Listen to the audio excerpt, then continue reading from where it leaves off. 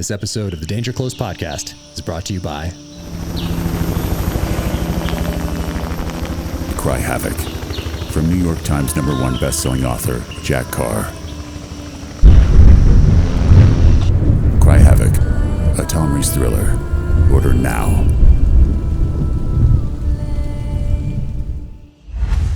Zero doubt that the North Vietnamese had tracked us. Just before the very dark set in, maybe 25 meters away, one NVA lifted his AK in the air and looked just to see if we'd fire back. I already had him. I had my sight on him, flipped off, and I knew better than to open up.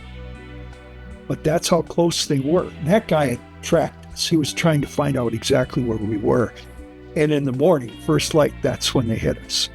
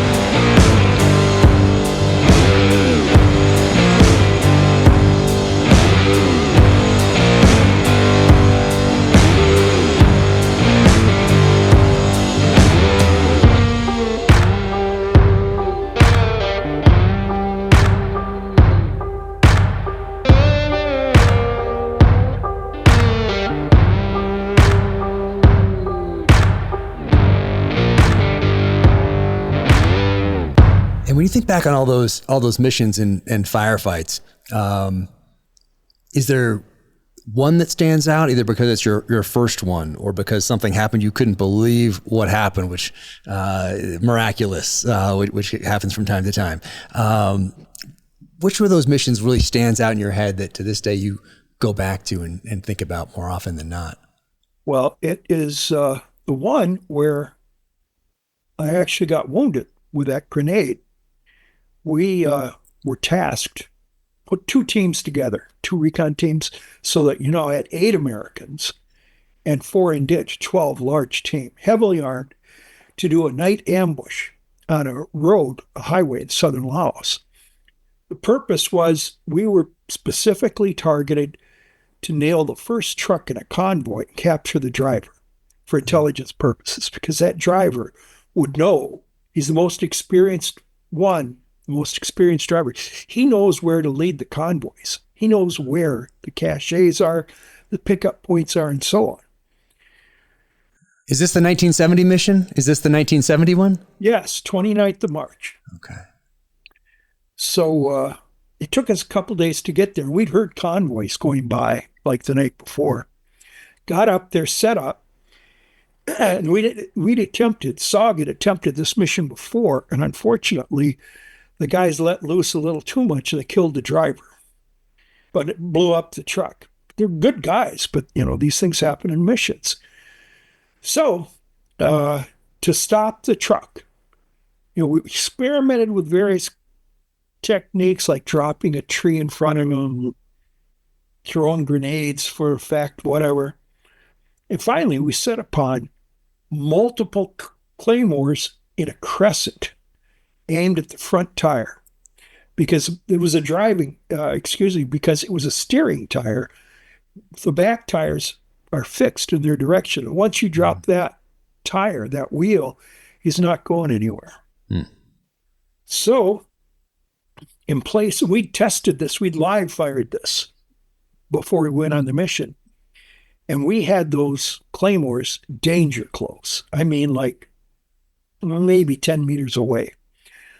However, there was just a little rise there on the road, so we could tuck down without that much clearance over us. And I had to have my head up watching, because this truck is coming way down there. You can hear it. They've got blackout lights on, the cat eyes with only just a real low wattage shining right on the road so the driver can see it. And coming and coming and coming. And I had positioned those claymores so that across the road was a particular tree. And I knew that when the tire hit there, that was time to blow the claymores, which were linked by det cord. I got 4 of them. So I'm watching, and I can see he's just about there. Ooh, boom! And smoke hasn't even cleared, and we're assaulting. That driver, John Yancey, jerked him out of there. He had a set of bolt cutters on his back in case, some intel had told, in case he was chained to the steering wheel. But he wasn't. And my job was, each one of us had a practiced, orchestrated role in the ambush. My job was to take out anybody who was in the assistant driver's seat. We weren't going to worried about capturing him, but he would have probably been harmed. And I got around the other side, whipped the door open as Yancey's jerking him up. There's nobody there. So Yancey gets him down, handcuffs him. And the funny thing is, he was kind of a co-team leader, but I was actually in charge. I was a relatively new captain, previous combat tour in the First Air Cab, but new to SOG. He had brought along a Kodak Instamatic camera. And he got out in front of the truck and took a couple of photos. And SOG actually developed those and gave me one, not with any of the ultimate cool of us jerking the guy out and so on, but of the truck itself. So anyway, so we get him out. John Yancey's got him. Fred Krupa was the kind of co-team leader. He was the other SOG recon team leader. And they're taking him back to our rally point, about 100 meters into the jungle, which it's pitch black in the jungle. You can't see that far ahead. So somebody's got to stay behind. And I'm standing next to Woody, Richard Woodward. And all of a sudden, boom, he's hit twice with AK rounds. Incredibly, I don't know how it did it. It was separate rounds. He took one round through his left forearm and one round through his right forearm. And it broke the bones, and he's bleeding bad. We got to get him out of there. So I call over Jaco, another member of our team, and I tucked his hands into his jungle shirt and rolled it down so that it would hold his hands, hold his arms. And Jaco led him away. So now it's me alone back at the truck, and there's a hostile out there who just shot Woody. And that's when the grenade came in and detonated, and it actually knocked me down. I thought I was a gunner. But he who lives and runs away. I got back on my feet, and I engaged the enemy. I exchanged a few rounds. And by then, the prisoner was back with the rendezvous point, the rally point, and Jaco had got Woody back there. So I withdrew. I was up there, Woody and I were up there maybe 2 or 3 minutes. 4 minutes. Introducing the BCM Mark 15 timepiece. Rugged, purpose-built, American design, Swiss-made. Engineered for precision and unwavering reliability. A flat sapphire crystal with dual-layer anti-reflective coating ensures clarity under any conditions. Its unidirectional 60-minute bezel delivers dependable performance when timing counts. Equipped with a satin stainless steel bracelet featuring a secure deployment clasp. Super Luminova X1 illuminates the hands, numerals, and hour markers, offering visibility you can trust. With 200 meters of water resistance, the Mark 15 is built to endure. Each model is limited to just 200 pieces worldwide. Available now at BravoCompanyUSA.com. But as part of this ambush, I had each of our not every one of our guys, but most of our guys carrying what I called goodie bags. That was Claymore bags full of HE and WP grenades that I had carefully removed the fuses and put in a non-electric cap with time fuse, wrapped it around it for a very specific time and attached a fuse lighter and then taped it all with black electrician's tape so that we had the earliest ones, which would be on the top. Earliest ones would go off like 90 seconds later. And there was nothing fancy, just running like hell, throwing one this way, throwing one that way to cover our back trail. And I think the longest one was, to give you an idea of the spread, the longest one was, I think, 9 minutes, which is, you can hardly even see the grenade anymore. Yeah. But because of that, imagine the enemy is moving along, and when that grenade goes off, American grenades make a hell of a boom. He probably thought we were shooting RPGs at him or mortars or something. He'd get down. And then nothing else had happened. He'd get up. 20 seconds later, boom, there's another one. So that is what delayed the enemy enough that we got a hell of a good lead on them. And they extracted us the next morning at first light. But that was the hairiest. I mean, they took rounds close to me before, but standing right next to Woody, fine man.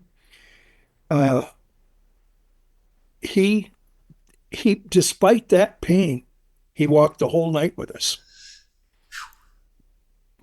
Wow. And he did not let us use a surrogate of morphine, on him, because he thought that would slow him down. Wow. That's tough. Yeah.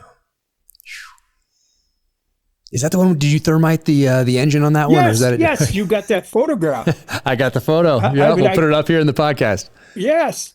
Early during the ambush, as soon as the prisoner was gone, I had made this time delay thermite grenade. Thermite, is for disabling vehicles, whatever you have to melt through. It goes at 2,000 degrees, so it will literally melt into an engine block. Well, to top everything off, there's a little, cupcake on the top. I had made this thermite with like a 5-minute delay and dropped it on, or set it on the hood. So I put that thermite grenade there. Nice. God bless America. And there was supposed to be a forward air controller in the air nearby when we initiated the ambush. He wasn't there. Someone forgot to tell someone. Oh. However, once we got it in radio contact, there was a radio relay site on a mountain about 10 miles away. It took an hour, but finally we got a FAC out there. And what was beautiful was the truck was burning. They could see it from 10 miles away. Wow. And it was an east-west road. So they brought in A1s, F-100s, etc., just bombed straight up and down that road, going right through that flame. And that, I'm sure, inflicted casualties on the enemy. And they would have perhaps driven more troops there. They put troops on trucks and raced them to where we were. They knew where we were. On other operations, that happened to friends. But that combination of satisfaction of putting the grenade, the tannerite grenade up there, and having it all set on fire, that worked out great with the air. Can you imagine just strafing with 20 millimeter up and down the road? Oh yeah. We had to carry those thermites as a comm guy. When I was new, we had to carry them to leave. If we had to leave one of our radios or something, but I always had one there to burn through. Yeah, they had them on the Pueblo. Ah, yes. Put them on top of lockers and file cabinets. I think they needed a few more on the Pueblo. I don't think they quite had it. Actually, I think they ran out of them. Yeah, I don't think they had quite enough on that one. For those that are listening, the Pueblo was taken by the North Koreans in January of 1968, and it's still there. Actually, it's part of a museum. It's the only commissioned U.S. warship that is not in the inventory anymore, and the property of a foreign government. And it's in North Korea to this day. Pyongyang. And it's apparently it's quite the tourist attraction, from what I understand. And they got quite a bit of information, which means that the Soviets at the time got quite a bit of information from. They were from behind that, I'm sure. And I am fairly certain as well. Well, I can't say I'm sure, but I'm fairly certain. Yes. Yeah. The book starts with a quote from Ernest Hemingway. "There is no hunting like the hunting of man. And those who have hunted armed men long enough and liked it never care for anything else thereafter." Savage Son, the third novel in my James Reese Terminal List series, is a novel that I've wanted to write since the 6th grade, when we read a short story called The Most Dangerous Game by Richard Connell, first published in 1924. That is really a book about the dark side of man, told through the dynamic of hunter and hunted. And even back then, at 11 years old, I told myself that one day, when I got out of the military, I would write a modern-day thriller that paid tribute to that short story. And I wanted it to be my first novel.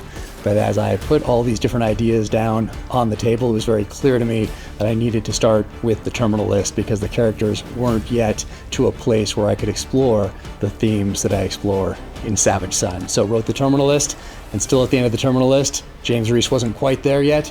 Then he goes through this story of violent redemption in True Believer, and at the end of True Believer, I knew that he was now at a place where I could explore the themes of Savage Son. Book number 3. All right, there are a lot of different weapons, pistols, rifles, shotguns, blades, all sorts of things in the pages of my novels. And in Savage Son, he carries a P320. And in this passage right here, "You always wanted to live in Robin's guest house," Rafe smiled, referring to his father's middle name and knowing his friend would get it. "I'm sure he'll put you to work sooner or later and make you earn your keep. So if I were you, I'd play sick for as long as possible." Good tip. Reach under the seat. Reese reached down and pulled out a SIG P320X Compact in a Black Point Tactical mini-wing holster. "Maddo thought that might come in handy," Rafe said, referring to their former command master chief, who now ran the training academy for 6 Hour.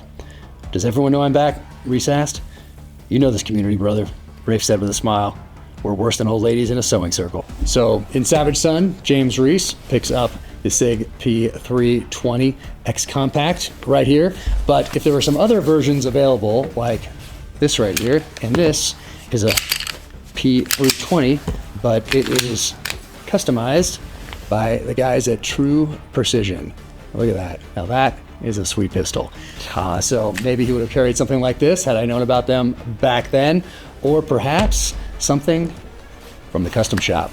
And you can go on the 6 Hour website and check out their custom shop and make something like this right here. So that's a P365, and you can go on there and choose the grip mod. You can choose the barrel, the slide, the magazine, the optic, and build yourself a custom pistol just like this one.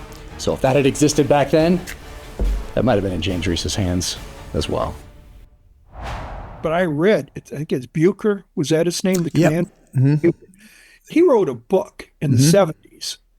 And very interesting, the inside cover has the Pueblo route, the cruise, and it marked the spot where North Koreans attacked and captured it. I looked at it, and it was the only place in that whole route where it was shallow enough that scuba divers could have recovered whatever was thrown overboard. Oh, wow. What do you think of that? Interesting. Huh. I incorporate that into this next novel as well, but I haven't written that chapter yet. It's outlined, Okay. but I haven't written it yet. Do I need to? It makes you wonder, maybe Bucher put that in there because he could not disclose something classified about the seizure, but he wanted to show that where it was, and you can figure it out yourself. Ooh, Subtle. very interesting. But I don't know.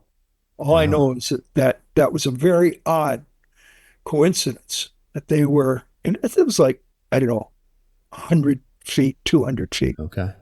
There's quite a few books that have been written about the Pueblo. I think I have at least 6, maybe 7 or 8 even, stacked up. I have my research all stacked up. I have, so I have a section for that. I have a section on what the KGB was doing at the time, the GRU. I have Vietnam history in general. I have SOG over here. I have some SEAL stuff from the Rungsat Special Zone and Mekong Delta over here. So there's all these different stacks all around my office. And then there's maps from the 60s, from Vietnam. And I have those. I think there were 3 cover stories in National Geographic, 4, but some of them came after 1968, 4 or 5, 2 came after, I think. But at least 3 were in the 60s. And I have those there and the maps that are on the wall. It looks like I'm planning an invasion of North Vietnam, Laos, Cambodia, because I have them all over the place and yellow stickies everywhere. The Revenge of Car. That's it. That's it. And I have my Seiko watches on my desk, a Macv-Sog coin and patch and all those things. Did you wear a Seiko? What were you wearing as a watch at the time? Well, I eventually bought a Rolex, but I was not going to wear it in the field. SOG issued Seikos. That was part of the package when you got your 1-0 knife and your jacket and the Seiko watch. So that's what I carried in the field. I love it. I love it. Did you get your Rolex in Vietnam? A friend who was going on R&R in Hong Kong bought it for me. $600 GMT Master. Not bad, not bad. Some of them I saw I forget what, it's in a book you wrote, I think, did you write a forward? You've written forwards for a few books. Yes. And I can't remember if you wrote the one for running recon or not, that really thick one. I don't have it here with me right now. It's about the size of your sniper book. Yes, I think I did. I think you did. Yes, I think you did. CCS. And it has a picture in the back of the PX catalog from the 60s, and what you could have purchased back then from the PX. And there's a Rolex in there. I think it's like $350. I have to go back and look. Maybe it was $250. But wow, should have bought 10 of them. Yeah, but at that time, that was a lot. Well, I was a kid in late 50s, early 60s, and reading The American Rifleman, which my dad subscribed to. There was always an ad for Klein's of Chicago. Mm-hmm. This is before 68. All you had to do was sign at the bottom, says, I certify that I'm over 21. And they would sell you whatever they had on display. And I remember there were deals like Walther piece 38s, $35 a piece, 3 for $100. Wow. That's amazing. Gosh, that's kind of like me with the Brigade Quartermaster and U.S. Cavalry magazine in the 80s, seeing something for $350. Right. That's a SOG commemorative knife. And then there was another one. There was the UDT timer, a watch, a Chronosport that Sylvester Stallone wore in Rambo 3 on his wrist, but it was the UDT timer. And I remember that. I think it was $350 also. And once again, there was just no way. I have a couple of them now, but I would like to find a new in box, one that's brand new that someone purchased and put in an attic somewhere. So I'm still looking for that one. It's hard to find, I'm sure. I'm still looking. When it says staccato, it comes with a promise. In any condition, at any moment, this gun is ready because your life and the lives you protect depend on it. The future of the 2011 begins with the HD line. Narrower grip with no grip safety. You can run your pistol in either hand with fully mirrored controls and ergonomics. Uses widely available, reliable magazines in a variety of capacities so you can stock up on more mags for less money. Allows common duty optics to be attached directly to the slide instead of to a plate. Staccato. Geared for performance. Built for freedom. And did you spend, was it 3 years that you spent? Yes. December of 68 through December of 71. Wow. Although I've described it as 3 one-year tours, it was 1 year, and then I volunteered for an extra 6 months, and then another 6 months, and then another 6 months, which they were happy to have experienced people extend. Wow. So that in the end, I was there for 3 continuous years. Wow. That's incredible. And were you at Khartoum the whole time, or did you move around? Yes, sir. Yep. Wow. So when you started flying Covey, you flew out of somewhere around Khartoum, or where did you do Covey? Well, the Air Force facts were based at Pleiku Air Force Base, the 20th Tactical Air Support Squadron, the Tiger Hounds. We had O2s and OV-10s, and the OV-10 was a fantastic aircraft. It saved a lot of lives. When you had an O2 that went out there, which was a Cessna Skymaster, he'd have marking rockets on it, and all he could do was fire these WPs, and then you direct an airstrike off that. But the OV-10 was a purpose-designed, armed forward air control aircraft. There, that's Mike Cryer. That right here? With him, yes. Amazing. These photos are incredible in here. And these, the FAC aircraft, I mean, look at these things. I mean, just amazing what you guys did back then. Look at that right there. There's the OV-10. Jeez. And then what a unique looking aircraft. And here, I don't build airplanes, but I had to build. Whoa. When I was a kid, I built airplanes. This is an OV-10. Wow, that is so cool. And the pilot in the front seat and the plastic man in the back seat. What was great is you had two M60 machine guns on each side. And this one doesn't have it. There were 4 rocket pods, 2 of them with WP for marking, and 2 of them with HE. So that a team gets in trouble, pilot right away is calling Hillsborough, which was the airborne CCC flying over safe area Laos. Call Hillsborough, he's getting fires. And I'm talking to the team, and then we start rolling in and strafing. We fire rockets. The guy that I mentioned, in fact, I was flying with the gentleman right there. Yes, Mike Cryer. The day that we had that emergency when I had to tell the team leader to go.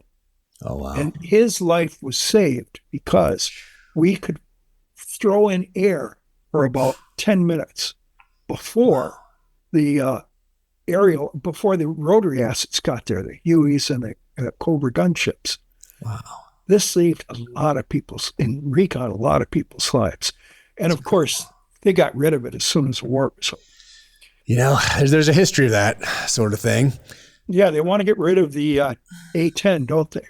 Exactly. They've been saying that for years and years, and I forget if it actually happened recently and there's just some left in reserve units or something. I'm not positive. I think you're correct. Something like that, but which is kind of a compromise, but I think there are a few veterans in Congress that have stopped them from retiring it completely.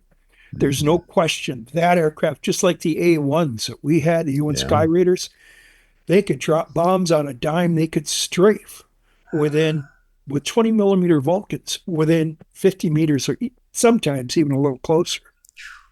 Tremendous. When you heard those engines from a Sky Raider, that's what you wanted to hear? Oh God, you could almost feel that huge radio engine. It had the same engine on it as one of our bombers, like the B-26 or something like that. Yeah. Yeah. And it could carry more than its own weight in ordnance. And Incredible. It was wall to wall, napalm, cluster bombs. Yep. You talk about it in here. There's a picture of one right there. There's a bunch of great pictures in here, but it's at the top right there. That one is flying over Laos.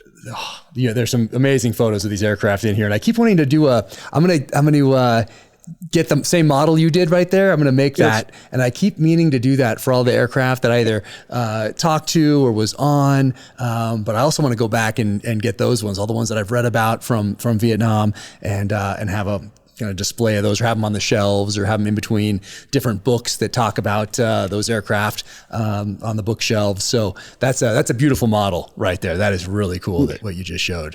When I was a kid, I made models, but this is the only model I've ever made as an adult. Yeah. Yeah, I haven't made any as an adult yet. I put some Legos together with the kids, and that's, they lose interest after a while, and then I'm left with all these pieces to put together as some contraption that takes way longer than it should. But there's another one right there. There's the Sky Raider. Yes, sir. That one's loaded for bear. Incredible. Yeah. And the great thing about that, the cluster bombs they carried, they were in like tubes. If you look, you'll see that there are 3 tubes kind of mated together into the wing. And that pilot could release them 1 tube at a time, and it would go in the direction of the aircraft, just as if you're strafing. Versus the other kinds of CBUs would be patterned. Not very good for close air support, but those guys could drop that CBU on a dime. Yeah. Okay, I see them. Yep, right there. I see them right there on the wing. Whew. Wow. Amazing. Gosh, love that. And so, what was it like being going over to Covey? And so, for those that are being a Covey rider, that's what it was called. Yes. What was that like? Did you know that you were going to do that, or how long in advance did you? No, you never knew. No one, anyone who was selected for Covey riding. You didn't. It wasn't advertised, and you didn't try to promote yourself like everyone else. See, I'd had 2 years running recon on the ground, done a whole lot of different kinds of operations. Ran 2 missions with the Medal of Honor recipient Doug Miller, Franklin Miller, but we called him Doug, and both of which were rather heated exchanges with the enemy. I kid sometimes that he tried to get me killed twice. But nevertheless, I had a lot of experience, all kinds of operations. And much to my surprise, one day I'm grabbed up by Larry White, who was a Covey rider, and said, "Why don't you just come join us?" And it very informal. Bob, I don't remember if Bob Howard was there at the time, but yes, I think he was. Howard, later Medal of Honor recipient, highest decorated soldier of the war, maybe of all American wars. But so they just told me. And the next thing you know, the next day I've got a flight suit. It's a demonstration of putting mission first and not ego. I had a flight suit. I went out every day and climbed, just one every day, climbed into an OB-10 or an O2, and I had a helmet on. Never once got a photo of myself next to the plane or my gear and so on. Yet that doesn't matter. That isn't why you do it. So got out that next day and flew in an OB-10 for the first time. That pilot did some weird maneuvers to see if I puke. And it was all right. And pulled some G's. But that was a fantastic aircraft. And when we weren't busy with a team on the ground and we're communicating with them or getting ready to put in fighters or something, I'd get stick time. So the pilot would take a nap. He's in the front seat. I'm in the back seat.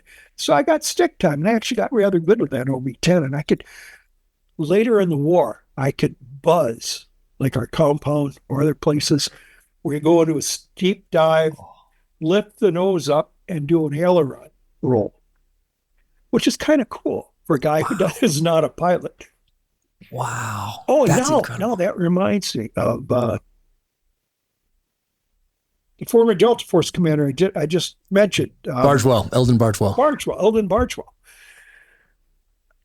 One day we're flying with an OV-10. I can't remember whether it was the same pilot I told you about, Mike Cryer, but there was nobody on the ground. For some weird reason, it had just worked out. Maybe they extracted some people and the weather was too bad to put in some more. We tried to keep 6 teams on the ground. So we went out to the AO in southern Laos, flew around it for a while. You know, the weather's not going to break. This sucks. We're not going to be able to put any teams in today. So radioed that back. And my pilot said, "Hey, why don't we go explore? Wouldn't that be fun?" So we started flying the border of South Vietnam, headed north. I thought maybe we'd get as far as Khe Sanh, take a look around there, the Ashaw Valley. I mean, it sounds like a tourist trip. But anyway, so we were flying over Cam Duck, a place that had been overrun in 1968. And they've got all these stacked 55-gallon drums, probably full of dirt, at several places on the runway, so it can't be used. The North Vietnamese did. And lo and behold, there are fresh truck tracks right along the side of that runway. They're getting away with it. And nobody is doing anything about it in this area, as far as combat combat ops, other than maybe our guys going out and looking. So fly a little bit farther north. That morning when we were briefed by ops, the Air Force FAC ops, we were told to keep your ears open for a recce F-4 Phantom that had gone over, fail to return while doing low level along the trail system. Was based in Nha Trang. And I always remembered his call sign, Stormy 03. Stormy 03. So he would come up on guard if he was down and he was using his emergency radio. So we're flying along up about just north of the old Cam Duck airstrip, and we hear a beeper going off. That's where it's also directional. You could, the pilot could hone in on that beeper. But it's coming in, beep, beep, beep, very distinctive. And he gets on guard, because you can go voice on guard. There's beeper, beeper, come up voice, beeper, beeper, come up voice. And there's a little bit of a garbled voice, but he turns the aircraft, so we're homing. And within about 5 minutes, lo and behold, it sounds just like, this is a team that's in contact, had some running gunfights. They have one serious American wounded, obviously from CCN, because it was farther north than our hail. And anyhow, so we communicate with the team, got an OV-10 full of ordnance, full load.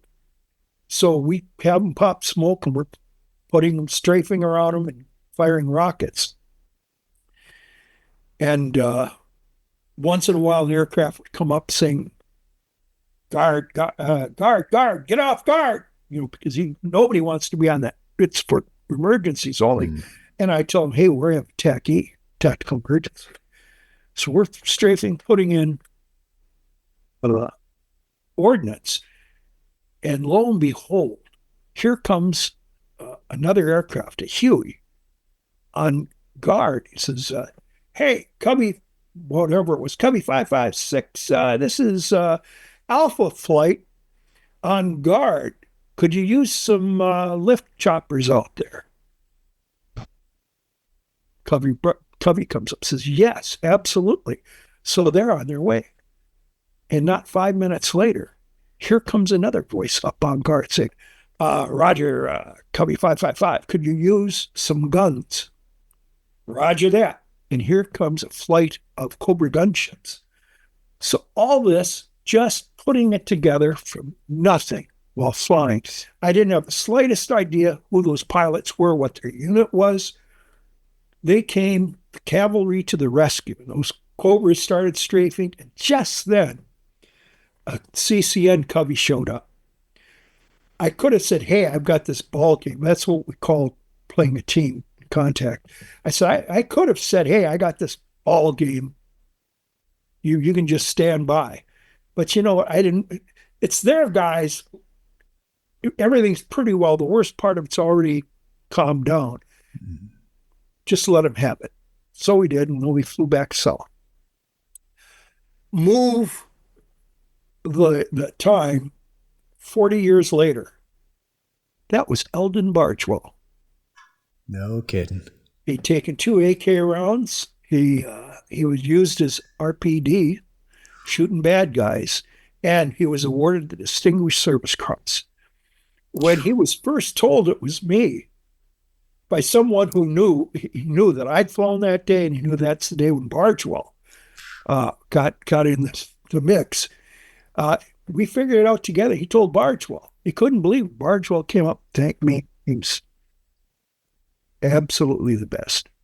Wow. Which I can, Stormy 03 and God got together and saved Bargewell's life. Incredible. Gosh. You guys, what you guys did over there, it's just, we had a lot of E-wing. Can you imagine Afghanistan or Iraq, one pilot just saying, hey, let's go see what's going on over there. It's amazing how things have changed. And then just say, hey, let's go bomb over there. We Yeah, used yeah. to go places in Laos. Every time we put in a team or extracted a team, we had at least a pair of A1s overhead in case there was trouble. Mm-hmm. And if nothing happened, well, then you'd have to expend them before you sent them back. Oh, interesting. Because you didn't want them to be landing with live ordnance. If it broke a gear or something. Mm. So we would report that the strike went in at the grid where the team was, within that team's area. But we'd actually go out and bomb wherever we thought there was a good target. Okay. Places where we had spotted trucks in the past, places where one of our guys was killed. I did that myself, bombing a hilltop where Lurch was killed. He was the guy that had to be left behind. Went bombed that a couple times. Wow. Jeez. Not the slightest idea what it did. And then another time in OV-10, we were flying out there on the Sekong, not the Mekong, the Se-Kong River. Okay. And the North Vietnamese were using it as a infiltration road. Yeah. It's a good-sized river, and it started way up by North Vietnam. They put boats on there, long, 50 meters long, stacked with its supplies. But usually, by daylight, they were hidden. So we're just flying the Sekong, having fun, and we're at treetop level. And all of a sudden, up ahead, here is this long boat full of what I'm pretty sure was rice bags. Stacked. There were probably 100 rice bags on it. And pilot goes, "Here, watch this." And he skipped a 2.75-inch rock. And you could just see those. And we go, whoa, jumping in the water. He hit it. But you don't go around and do that a second time because low level, the bad guys saw you do it once. They might be waiting for you the second time. Right. But and we used to have, this is crazy, in the O2s, we used to have shooting contests between the pilot and the Covey rider. Okay. The pilot had it wasn't a gun sight. It was a sight. Oh, yeah. It's like an oval type. Rockets. Yeah. Mm-hmm. And we'd pick out a particular bomb crater. Sometimes it'd be a bomb crater that's turned orange or something. And he'd go into a dive, boom, fire. Well, what I was doing was leaning my helmet hard against the side window and looking exactly where it was when it hit. And I get out a grease pencil. Then it'd be my turn. And I actually had the controls, except he would fire. Only he could fire. He had the trigger for firing rockets. And I'd go diving like he did, except I put that red dot right on there. Boom, he'd fire, we'd hit it. I don't know if I ever told him how we did that. I love it. Those grease pencils were still around in 2003 when I was in Afghanistan. And I can't remember. You can wipe those babies away. Yeah, I can't remember if it was in a DAP, so the Defensive Air Platform, which is like a Black Hawk it's armed. I think it was though, but now a few years have passed, so I can't remember if I'm conflating things between a Little Bird or a Kiowa or something. But I'm pretty sure it was this DAP, and I think that they used the grease pencil up there. And I was taking note. There was I think there was a chip in a windshield. I think in one that I was in, and he used that as a mark as well. Like he kept it in there, and I think they used that. If memory serves, anyway. But did you continue flying after the war? Did you ever get your private pilot's license or anything? Well, I actually went out within about a month of returning, which I also got out of the Army to go to college. And I flew a Cessna 172, I think it was. And it was such a letdown after what you'd done. 1,450 hours in O2s and OV-10s. How many? That's 1,450. Wow. But see, those of us flying Covey were not legally aircrew. So there was no limit on the amount of time we could fly. I did read that, yeah. And oftentimes we'd fly 2 missions in a day. I think 6 or 7 air medals. And at that, I just said, hey, I don't need any more. That was enough. But I had told before some pilot veterans that, well, I flew 350 combat missions. And they go, what bullshit? Because typically, they've got crew rests, they've got limits, and you take into account weather and can't fly every day. Well, they'd come back, they'd have 200 and haven't flown a lot. And here comes this non-aviator. Yeah. And I have to give great credit. The Air Force Air Commando Association put me in their Hall of Fame. I'm the only Army guy there, but I was recommended by some Covey pilots. Wow. That is very cool. And you carried that, 38 and a 1911? And a 45, yes. Ah, okay. And you were flying so low. Did you even have parachutes in those things? Or? Oh, yes. You did? Okay. Well, V-10, you had ejection seats. Oh, wow. Okay. And it was a 0-0. I mean, I learned about these things. It was a 0-0, meaning that you could have 0 forward airspeed and you could be on the ground and still eject. Okay. Successfully. Wow. Yeah, that's a beautiful looking plane. It's so unique. It is. Just incredible. Our service has them now. Oh, is that right? It's for spotting fires? Yeah, for spotting fires. Yeah, I can see that. I think that's their excuse. Maybe there's an old fact who's with the Forest Service. Could be.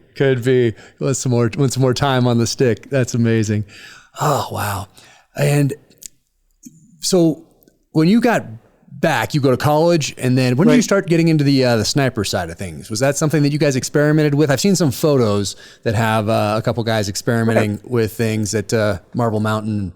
We had, you name it, for weapons. We actually had the same rifle the Marine snipers had, which became the M40, but back then, even the Marines called it, back then, the Model 700 Remington.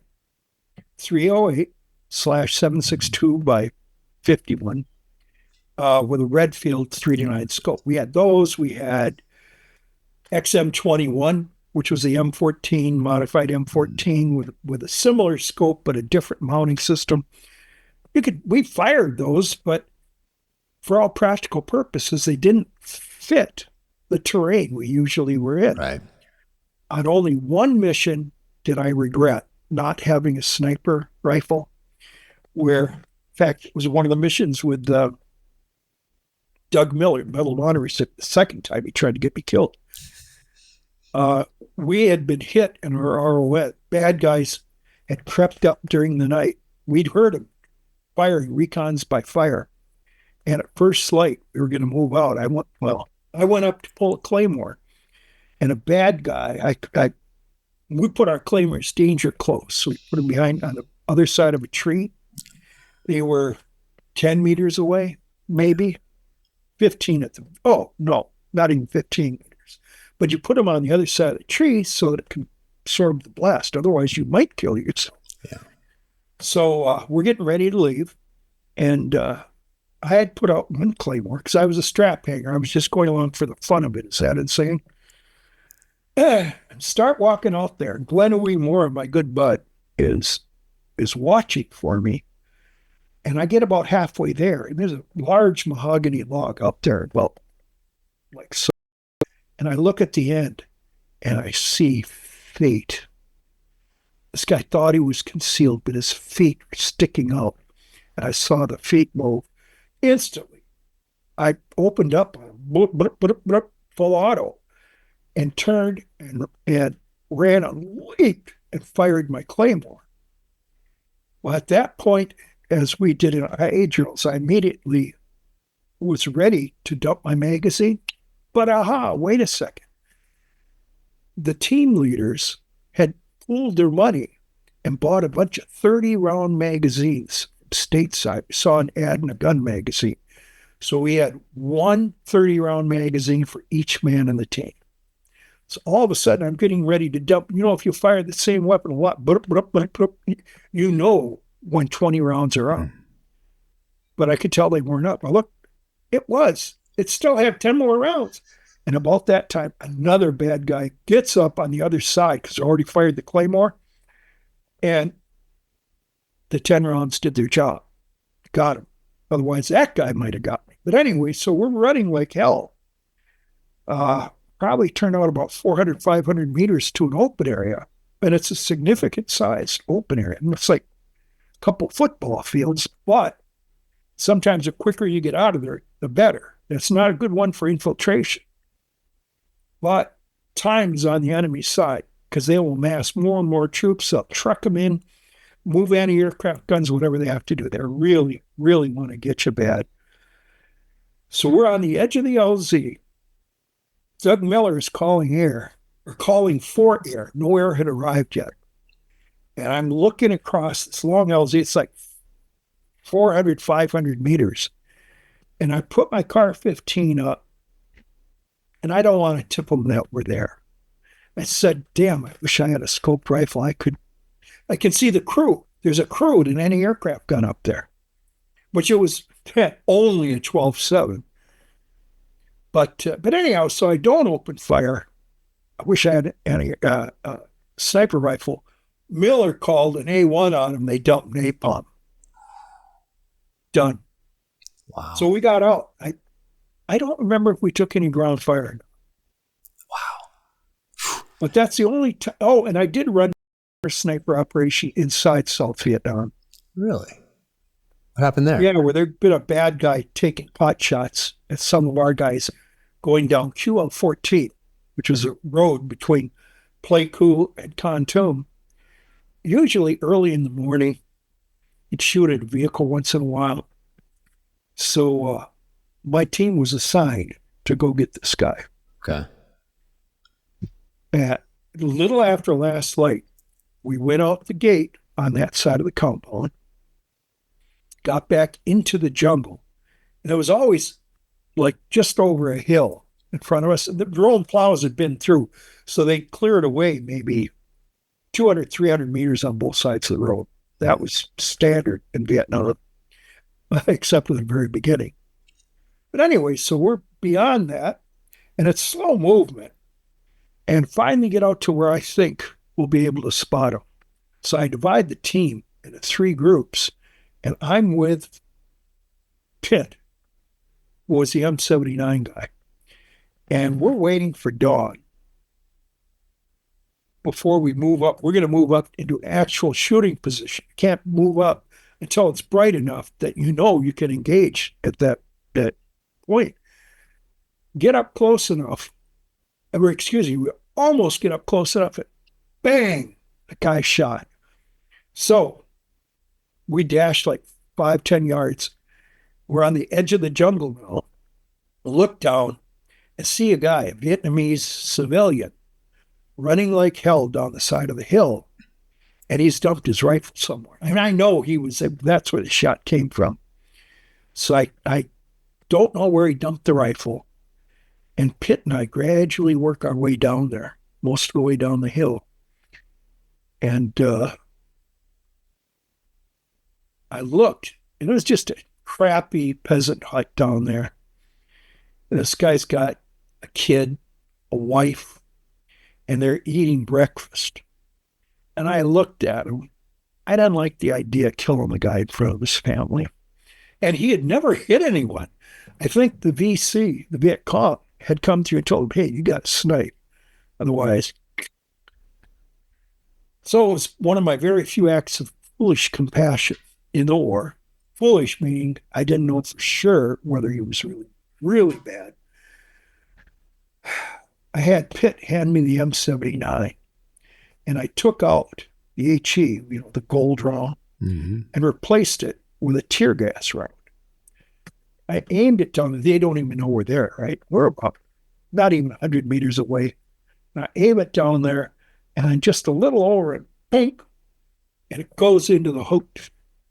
And everybody jumps up there screaming and crying, and we left. He knew that we knew from that point on, and actually there was no more sniping. Wow. Maybe the NBA killed him? Yeah, maybe. But I like to think it was because he told him he was of no use anymore, that the Americans knew his location, whatever. I like that one. It was a counter sniper mission, but that was my only sniping then. Wow. Amazing. But I'd already been into weapons a great deal as growing up, and obviously as special forces. At one point in SOG, I had 13 separate weapons. Wow. And we had plenty. So you'd go in, and it was like choosing a golf club. I don't know. I think this goes for the M60 machine gun, too. Well, I think I'd rather use the AK. People hoarding them, usually half those were weapons that you scrounged. Okay. But some of them you'd drawn from S4. Nevertheless, and you had like well rods, didn't you have like OSS stuff also? You had the well rod, you had OSS, we had British SOE. Yeah. Sorry, yeah. Well Sorry. rods. SOE. We had that was the quietest pistol I ever fired. It was actually a bolt action. It took the magazine on a Colt automatic, 32 automatic, and it had a rubber grip that slid onto it, and it just snapped in into what was a magazine port. Mm-hmm. And it just had a little rod that stuck out the bottom of this long tube. The tube was about like this. Mm-hmm. It had this little rod, and that was the trigger. So it was bolt action. You'd open the big knurled knob, pull her back, you loaded one round. That much of it was suppressor. There was no gas. Unlike a lot of these semi-auto firearms, no gas coming out to the ejection port. It was purely the sound of the round exiting. And it was just about nothing. It was quieter. You could be standing. You can hear BS about, well, I couldn't even hear that suppressor. I fired a lot of them. And you could be standing 10 feet away, and I could fire it, and you wouldn't have known what it was. Oh, wow. That was incredible. We also had the 22 high standard. High standard. Which was originally an OSS weapon. In fact, Francis Gary Powers, the U-2 pilot who was shot down over Russia, he had one of those on board. Why? I don't know. But he was captured with his high standard. And when it was first adopted, it was developed by Bell Labs, of all places. When it was first adopted, I think it was Wild Bill brought it along to show to Franklin, Governor. Oh yeah, did he shoot it? Did he shoot it in the White House or something? Yes, in the Oval Office. Fantastic. He had somebody else set up a sandbag, and FDR was looking the other way. Now, can you imagine the Secret Service nowadays? God, you'd never get near the White House again. Nope. I was actually just in the Oval Office a couple of days ago for Tulsi Gabbard's swearing in. Oh, and, you're lucky. Hey, she's a fine lady and a good shooter.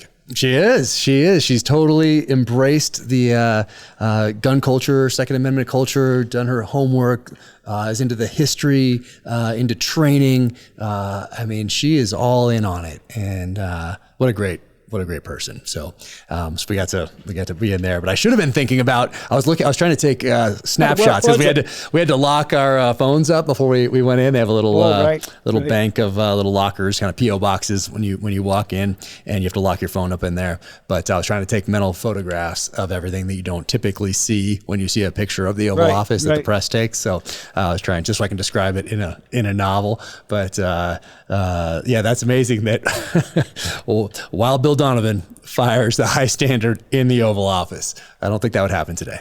Well, there was a precedent. Abraham Lincoln test-fired rifles on the White House lawn. Oh, amazing. You won't see that. Hey, you got it, was it loaded? Yeah. Okay. Wow. Hard to believe. But times are a bit different. What'd you think of our new president?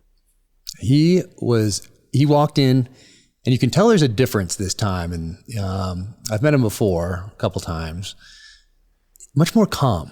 Yes. You can tell. I mean, I thought that from the news, but then in person, you can tell it in person as well, and I don't feel like I've been around him enough to really be able to speak on it. So all this is just, based off a couple interactions, but seems a lot more calm, Seems like the first time, maybe from the outside looking in, it looked like kind of, and I equate it to the dog that barks at the mailman every time and chases him and then catches him and doesn't know what to do.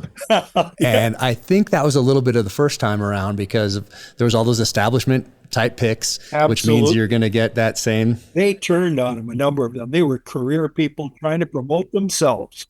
Exactly. And you put establishment people in, you're going to get an establishment mindset, and you're going to get establishment maneuvers. And I think that these 4 years away have been good for him and for this new administration as a whole, and good for the country. So I think he's bringing a different perspective. He learned last time, and that's why you're seeing all these picks. You're not seeing any establishment picks. None. No, that's beautiful. It is. It really is. I mean, if you're going to change things and you're going to try to root out corruption and fraud and waste and abuse, it's not going to be with the same people who've been benefiting from that fraud, waste, and abuse for a career, a lifetime. No, you're going to hear a lot of crimes. Yes. So it was an honor to be there. It's an honor to be there for Tulsi. Well, back in 2017, one of our guys finally received the Medal of Honor, Gary Michael Rhodes, who'd received the DSC back in 1970 for Operation Tailwind. But he had a DSC, and it took until 2017 for him to finally get the Medal of Honor. There's another one of our guys, I don't want to mention his name, but who's at that level now, but I don't think it has been approved yet. Got it. All these years after, once they know the big picture of what was really going on, which could not be told earlier, it changes things. Incredible. And a lot of SOG records were destroyed. Is that right? Didn't they destroy a bunch of things? They burned everything. All the records from SOG headquarters. Your action reports. Everything. Why did they do that? Couldn't they just classify it and lock it away? Like, why? What's the point of burning it? It's not like it's trying to hide something. Well, most of what we did would not be classified today, but it was like the bureaucrats' answer, rather than sorting it out and packaging it up and delivering it. Because remember, that stuff has to be hand carried, a lot of it. Mm-hmm. So it was easy. Somebody said, just burn it. And they burned all the after action reports, even Medal of Honor incidents. Roy Benavides, Medal of Honor, Bob Howard's, Mike Rose, all those. Made it heartbreaking. I mean, it's heartbreaking to think about that, and especially that it was done deliberately. It's almost just lazy that it was done. I can't fathom why you would take all those lessons learned, because there'll be another war. There's training between this one and the next one. Just the value of all of those records that were destroyed is immeasurable. It's incredible. I hate to even think about it. I agree. Well, one thing I do have, I've done my best to recall it and put it on paper, was Norm Doney, one of our Recon First Sergeants, started collecting lessons learned. So I put together as many of lessons learned that I could recall, and I've actually put them in writing. And if you want, I can email a copy to you. That would be amazing. Thank you. Yeah. Wow, I'd be honored. And it includes things like how do you handle trackers and selecting an RON site rest overnight. Yeah. Amazing. Well, you mentioned trackers. At what point did you become aware that the NVA was training up specific hunter-killer teams with trackers? And my understanding is they would take some local trackers to use in those areas of Laos that were very familiar with the terrain. They had dogs at times. Yes. When did you become aware that they were training up specific hunter-killer teams because of SOG, to hunt SOG? Well, that had started even before I got there. Mm-hmm. And some of our guys had shot dogs or shot trackers before, because you don't want to do that. You'd rather lose them. But you can't, if you can't evade them, you may as well let them have it. We knew about it. As a given assumption on every operation, I assumed we were being tracked. That was the safest way to play. And there's no question. That time the bad guy came up over the log and I shot the other guy. I was the Great Southeast Asia shooting the foot guy. What was it? Oh, okay. Yeah. Yeah, zero doubt that the North Vietnamese had tracked us because right just before the very dark set in, not 50 meters away, maybe 25 meters away, one NVA lifted his AK in the air and just to see if we'd fire back. I already had him. I had my sight on him, flipped off, and I knew better than to open up. But that's how close they were. And that guy had tracked us. He was trying to find out exactly where we were. And in the morning, first light, that's when they hit us. In fact, rest overnight was the most dangerous time for a team because it gave the NVA plenty of time to arrange an ambush or prepare to assault you. Mm. That's why you had to be very careful in selecting a rest overnight location. Wow. We would sleep kind of asshole to asshole, as tight as you possibly could. I'm touching distance, the guy on either side of you. You'd actually keep wearing your LBE, your web gear, although it's behind you. The shoulders were already attached, laying back, and your rucksack behind you, so that you could go like that, fire a claim. And it was SOP. One guy blows a claymore, everybody does as quickly as they can. Wow. But those are some important procedures. Those save lives. Wow. What kind of knife did you carry? Did you get the SOG knife or a Randall? Or there's one that I became aware of recently that I was surprised I hadn't heard of it before. A John EK or an EK John? I forget. Anyway. I heard about it, but I never knew of anybody using that. Interesting. Yeah. I was indeed issued a SOG knife right away. And it was pretty, but I didn't think it was that solid. Came down to it. So I never used it. I just put it away, and I brought it home, brand new. Which people have tried to buy it off me. It's not for sale. One of my grandsons will get that one. Yeah. But I just didn't think it was, blade was, I don't know, 7 inches, 7 inches long. Okay. There are a couple iterations of it. Is this one of the ones that came through, what was it called, CISO? Is that in Okinawa? Cisco. Yes, CISO. Yeah. On Okinawa. Ben Baker. Okay. Ben Baker designed it. Had it made in Japan. Untraceably. Although mine does have a serial number on it. Okay. Each of them did not, but it still did not identify our maker or anything else. Just had a serial. Okay. So what did you carry? We had that. A number of guys did carry K-bars. That was probably actually the most popular knife because it was cheap. Yeah. There were guys who did carry Randalls. And I envied them. We bought those states. In fact, one of our guys went down to Florida. Yeah. Or he must have been from Florida, and he went by Randall while he was on leave before coming to Vietnam. They let him buy one right out of the shop, which was just like never happened. Wow. Even then they had waiting lists back then. Oh, yes. Just like today. They're longer maybe today, but back then even you had to wait. Wow. Well, I do have one Randall, but I got that post-war. I just got it because I didn't have one back then. The knife I used more than anything else was what we called the banana knife. It was bent like it was angled like and it's in the book. Yeah, I've seen the picture. Yeah, angled like what the hell do they call kukuri? Yeah, exactly. Yeah. But we had a rounded tip. You could dig with it. I dug with that to put in mines. I chopped bamboo with it.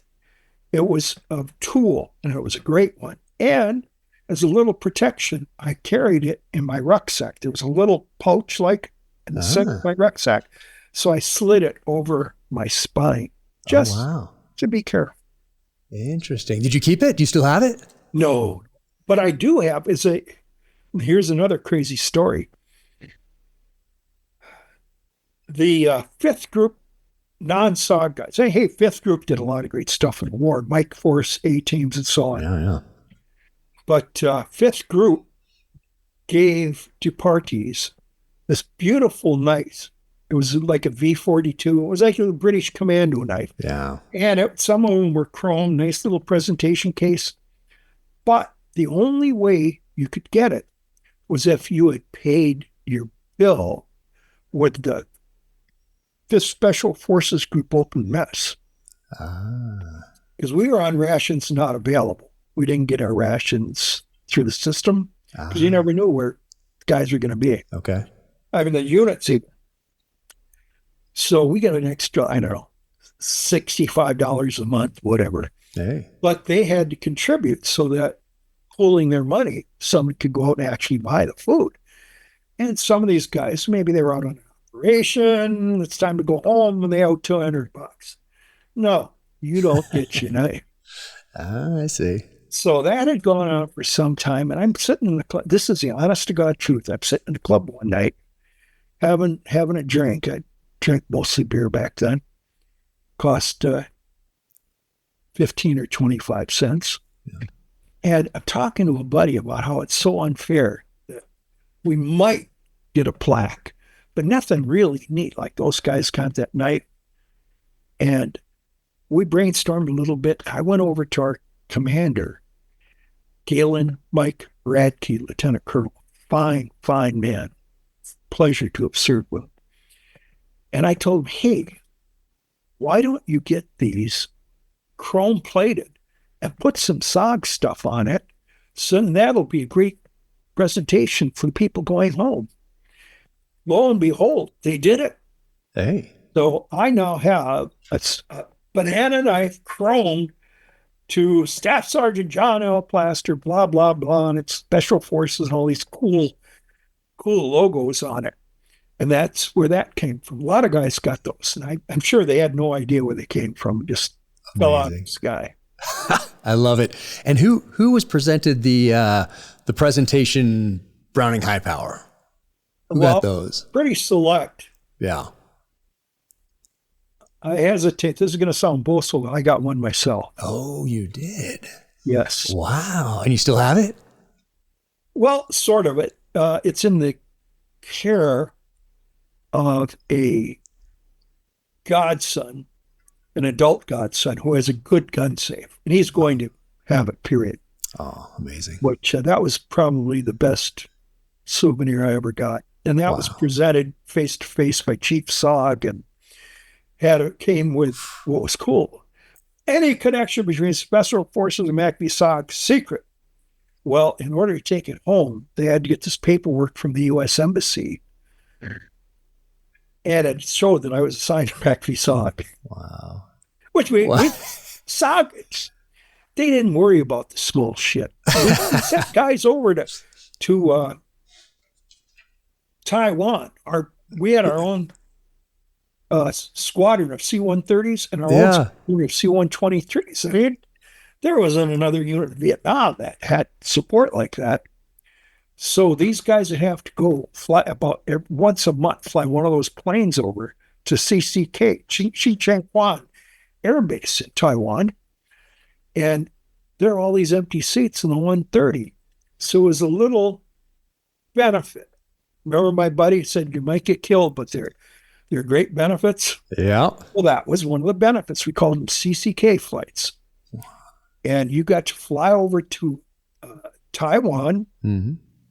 And it was a leave that wasn't on the books with you're in civilian clothes.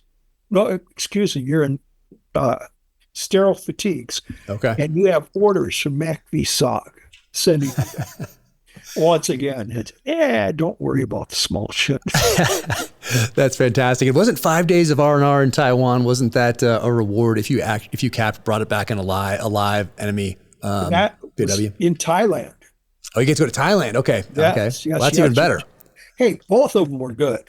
Okay. But I managed to get to Thailand too. Okay, so it was Thailand, not Taiwan, for that, and your Montagnard would get a Seiko, I think. Yes, each one got a Seiko, and I don't know, 5,000 piastres or something. Yeah, a couple bucks. Yeah, you guys got? Did you guys get 500 or 100? 100. You guys got 100 and 5 days R&R.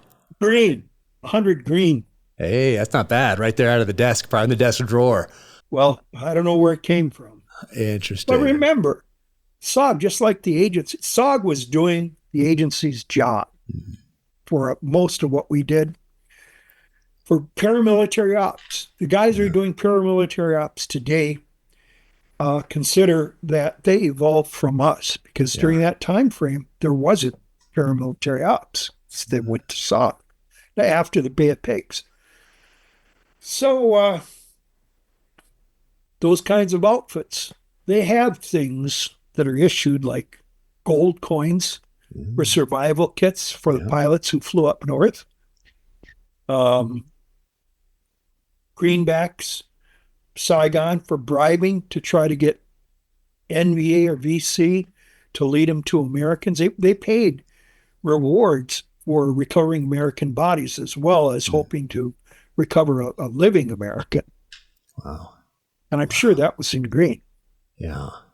But they can be trusted. I don't know if you remember the quote from Churchill that you can only count on gentlemen to do these kinds of dastardly things. Ah, yes. Because you got to have honest. You can't watch over their shoulders, have them constantly signing for things.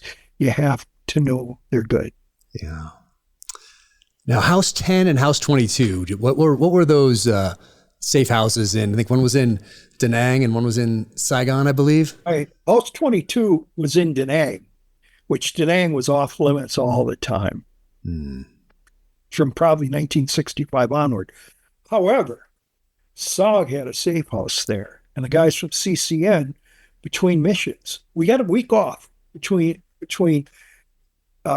completing a mission and before you were likely to be scheduled for another operation. And you could go anywhere in Vietnam you wanted, anywhere. And remember, SOG had its own Air Force. There were almost every day flights to Saigon, to Nha Trang, to Da Nang, and other places in between. And all you had to do was just go to S4, sign up, that Blackbird, where we had our own unique 130s. That Blackbird, you climbed on the Blackbird and went to Saigon. Wow. And hit the bars on Tudo Street. Ate in luxurious restaurants. And then see these reporters standing on a street corner in their, what did they call them? The casual suits, the walking suits. Okay. Okay, but it was a fashion for a while. They went to the pool. And these guys would pretend like war is hell. They paid Japanese film crews to go on. And then they did the voiceovers. Wow, really? A lot of them. I can't say all of them. Right. But had no respect. I had no respect for them. Because I saw them doing stand-ups in Saigon, talking about the ones, just a blankety street corner down in Saigon. Oh, interesting. Ooh, that's a good tidbit. Anyways, so we got these 1 week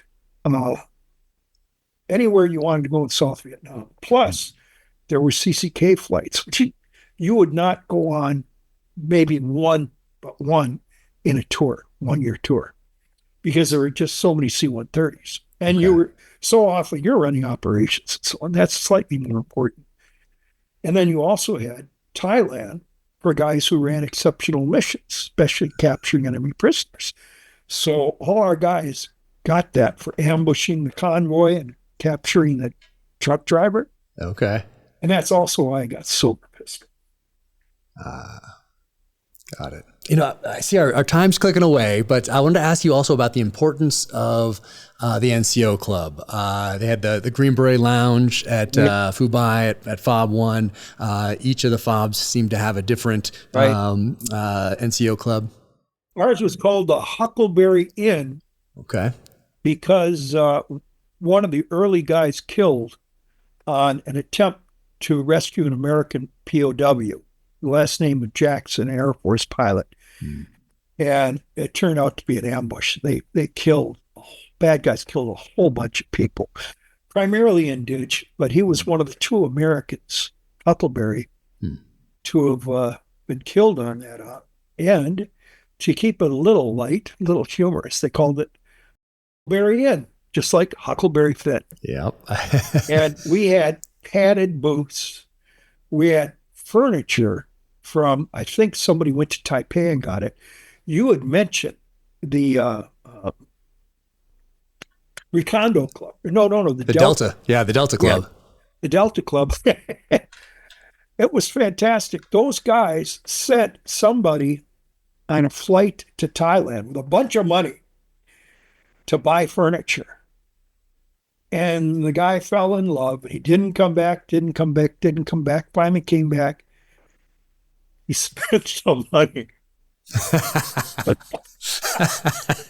I mean, they were all upset, but they pulled their money again. So they got furniture for their club, and it was modern, nicely made furniture.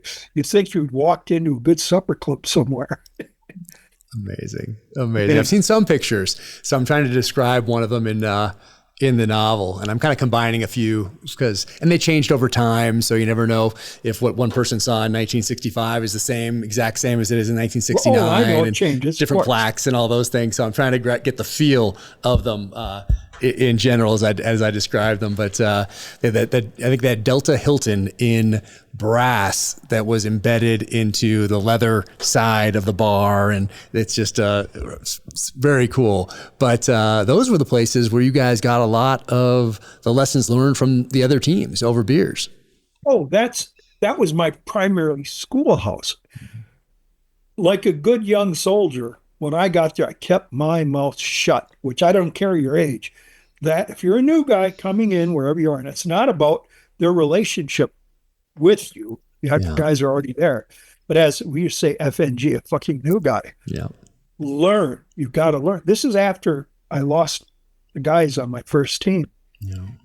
And whenever a 1-0 would come back from an operation, he'd go through a debrief, and then lo and behold, he'd come to the club to tell guys about the mission and what they did and so on. And I just quietly pulled up a chair and a beer and listened. And the next thing you know, the salt shaker is the bad guys, but they were up on the hill. And we circled around because in detail, after action report, just about tactics and fighting the enemy and why am I alive here today. I learned an incredible amount that way. Wow. That's amazing. And a lot of that, there's official after, as a hot wash when you get back from a mission, and then there's a more detailed official after action. Right. But over beers is the way a lot of this is passed on even today. Well, eventually Norm Doney, the same one who did the lessons learned, had a brief back just for 1-0s, just for team leaders, where we'd go into this little classroom, just a small meeting room or something. And a 1-0 who had just come back from an operation would brief to just the other team leaders how it went, whether problems, how they fought their way out, whatever. A new trick for a claymore. And that was great because we could have frank discussions. You don't accuse a guy of anything. You're not media. Right. You're just there to learn. So you'd ask him, why didn't you do this? And did you think of this? Tell me more about that. And those were absolutely fantastic for learning. And did you guys have American beers that were brought in that were 25 cents, or was there Vietnamese beers, or both? Well, you could go downtown and buy your Bonnie 33 beer. Yeah. However, we had American beer. This, again, it's special forces. If you're in a conventional unit, you got this ration book, and it entitled you to, 1/5 of some kind of liquor per month. And if you were under 21, they X'd it out so you couldn't use it. Our club stocked liquor. I don't know how they got it, but we always had plenty of liquor and plenty of beer. Never a shortage. And we would these guys would come in like engineers, filthy, dirty. And I always respected the engineers. They worked so hard and didn't get enough pats on the back. But these guys would come into the club, they'd sell them some liquor. And it didn't matter what their age was, just plain sell it. Same for beer, but most of them come in for liquor because they couldn't get that. Amazing. Wow. So eventually you come home, you go to college, you come back in as an officer. Right. And is this when you get more into the sniping side of the house? Absolutely. I had come back and I had a burning desire to convey what I had learned about recon, because This was learned at the cost of blood, not so much mine, as all the guys were running. And nobody was, for a very short while down at Bragg, there was a recon course put on, but not very long, not even a year. When the Marines got back, there goes their sniper training. Army completely disbanded it. So about it was 1983. At that point, I was in a position, I was in the Adjutant General's office of the National Guard. And I was appointed the State Marksmanship Coordinator, which is a position involved with making sure all the troops are getting qualified and we have competitions and so on. And I actually had an issue M14 to fire for competition. And we had some President's 100 shooters. Those are the guys, I don't know if you know of them. You can see the tab that they wear, but in national competition, they were the 100 best shots of rifle or pistol in the whole Army-wide. And I talked to some of these guys. I knew a Special Forces guy, post-Vietnam, an Army Ranger. And brainstorming with these guys, got to set up sniper school. That's because I knew I could teach a lot. I was already a gun nut. And by then I was Special Forces weapons qualified as well. And we had these guys that were special ops trained. So we organized committee, marksmanship, and tactics. Initially, the justification was that National Guard units had M1Ds for riot control. They didn't want another where the hell was it? Ohio State, was it? Kent State? Kent State, yes, it's Kent State, Ohio. They were the National Guard opened fire and killed students, but they were locked up in arms rooms around the state, but no one had ever fired them. So managed to persuade the Adjutant General's office that we should at least do new equipment training for this, and we'll make it a 3-day course. So we did. So the M1Ds guys from all the units, guys are more than happy to come out. First time was 3 days. The next day was 5 days. Or next time. And eventually we expanded it to anyone from armed forces or law enforcement. We had law enforcement from all across the country. We made a couple of cycles a year. We had up to 60 men in a class, 60 shooters. And it became a genuine sniper course. We were only shooting out to 600 because in a week or 10 days, you couldn't get much beyond that. But if they were shooting well at 6, they were ready to proceed beyond that and polish it 1,000.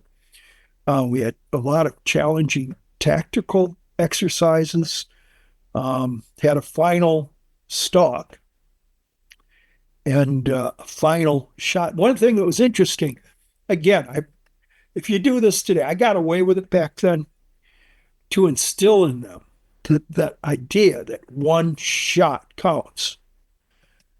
I issued each one of them one live 7.62 by 54 XO M113. Probably, yeah. Sounds 118. It was the it was the M118, which was a 73 grade Army at the time. So I issued each one of them around. And whenever in any class, anywhere, one of the cadre called upon them, show me your route. I went through a little rigmarole. You reach into, thrust your hand into your right pocket, seize your round, and thrust it in the air. And I want to hear you shout, 1 shot, 1 kill. And we did that to the course. You know, you could have got relieved or God knows what, because they kept it right to the school. And in the very last final fire, one target was designated. This is your 1 round, 1 kill. And that was built up during the course to see who would choke up. It was not a difficult shot. It was like 300 meters, and there was like, I don't know, top half of a silhouette target, which we put balloons in the targets because it was too easy to hit a full-size silhouette. And that, at some point during their final fire, a cadre would go by him and say, "Show me your round." The student would pull it out, and he'd take that one away because it had been exposed to the elements, and give him a fresh M118. He'd say, "Show me." And they'd lock and load, and they either made it or not. Most guys made it. Some didn't. They just choked up. Wow. But they really remembered that for the rest of their lives. They remember that one. I bet. Amazing. Now, when you think back on your time in Southeast Asia, was there a lesson that you either took from you then or all these years later look back on and say, you know what I learned back then I incorporated into all these different aspects of my life going forward? Is there something that you learned back there in the jungles of Southeast Asia, particularly Laos, that you took with you, or that you pass on to your children, grandchildren? You pass on to someone who's in high school that tells you that they're thinking about joining the military and they read one of your books and they want to be an Army Special Forces soldier. What do you pass on to those people? Do not hesitate to speak truth to power. And I could cite you some examples where good men died because leadership called shots that were terrible, that were dangerous and unnecessary. So late in my third tour, I was willing to stand. Well, I was never very shy throughout it, but I was willing to look lieutenant colonels in the face and say, "No, sir, we're not going to do that. That's not right." Yeah. And you got to be able to do that. But that's just part of life. You shouldn't stand by and let the wrong or the evil or whatever take place, and you just stand by and watch. Yeah. Wow. I love that as good advice. Yeah. That can be training. It can be combat. It can be every day, something that happens every day in your life. Yeah. Yeah.